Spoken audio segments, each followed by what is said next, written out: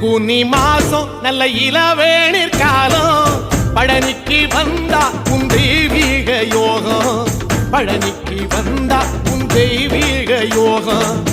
உத்திர நாளில் உன் உற்சவ திருத்தேரில் சிங்காரமாக உன் அலங்காரம் கண்டே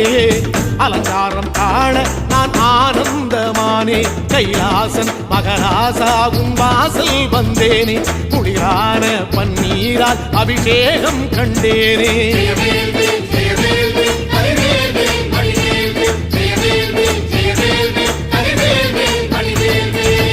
தென்பழனி தேடி உன் தென்பழனி தேடி